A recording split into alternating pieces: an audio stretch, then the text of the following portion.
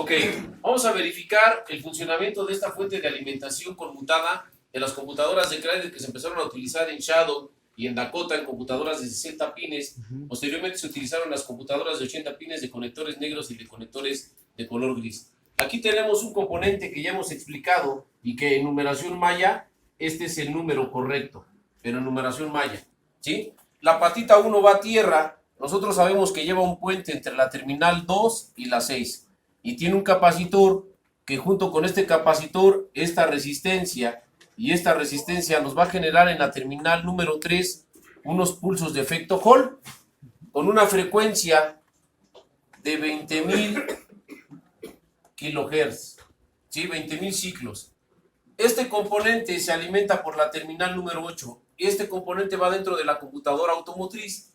Cuando nosotros conectamos aquí una batería, esta batería va a tener el positivo y va a tener un negativo. Tenemos 12 voltios aquí, 12 volts. Estos 12 voltios van a alimentar aquí, esta es la tierra y esta también es una corriente de ignición. Fíjense bien, por aquí pasan los 12 voltios, pero pasan por esta bobinita que es una protección. En ese momento este capacitor se empieza a cargar, hasta mantener aquí el voltaje de la batería, que en nuestros materiales didácticos es de 12 voltios. Le llega el positivo a este transformador. Esto trabaja automáticamente. Aquí va a tener una señal senoidal de 20,000 ciclos. Esta señal se rectifica y carga al capacitor. Entonces aquí tenemos 12 voltios positivos. Este positivo polariza al diodo en forma positiva y sabemos que este es un diodo y que cuando el diodo se polariza en forma positiva se vuelve un switch cerrado, ¿no? ¿Estamos de acuerdo? Entonces le llega una polaridad positiva aquí. Este voltaje que llegó aquí de 12 voltios, este voltaje de 12 voltios es para alimentar a este componente en la patita número 8. Por otro lado, este transistor que tenemos, que habíamos visto, es un transistor de ¿qué polaridad, compañeros? ¿Qué tipo de polaridad es? Es un PNP. Y este es un transistor NPN. ¿Estamos de acuerdo? Ok, NPN. Fíjense bien. La otra alimentación, que es por medio de un switch, entran aquí un voltaje de 12 voltios. 12 volts. ¿Qué voltaje tenemos después del diodo? ¿Cuánta caída de voltaje tiene un diodo?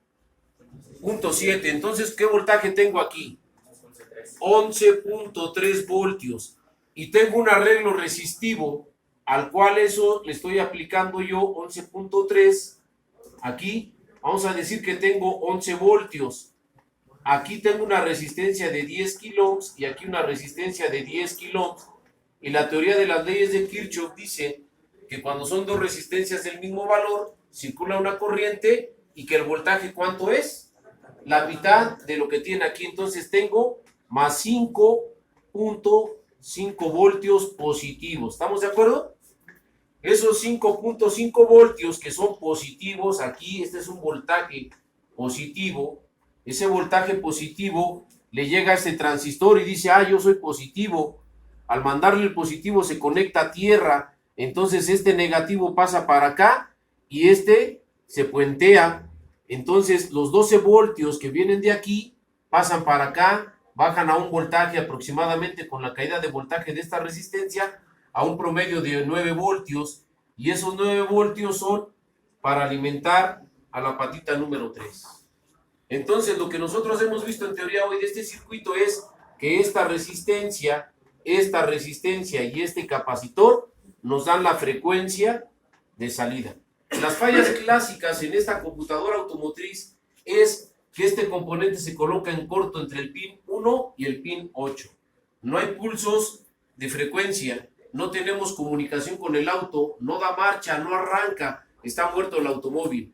Ya vimos en el video cómo se reemplaza este componente. Este transistor MOSFET es el que va a recibir estos pulsos de efecto Hall y entonces él va a estar haciendo la función de conmutador electrónico, es decir, conectarse, te mando tierra, para que generes campo magnético aquí, se induzca o se induce en el embobinado secundario y aparece esta frecuencia en corriente alterna, se rectifica directa y empieza a trabajar todo nuestro sistema. El 90% de las fallas en esta fuente es este componente. Después, el transistor MOSFET. Es lo que más falla. Los diodos ya los vimos que son diodos de seguridad para inversión de batería, que esa es otra de las fallas que tenemos. ¿Ok? Gracias.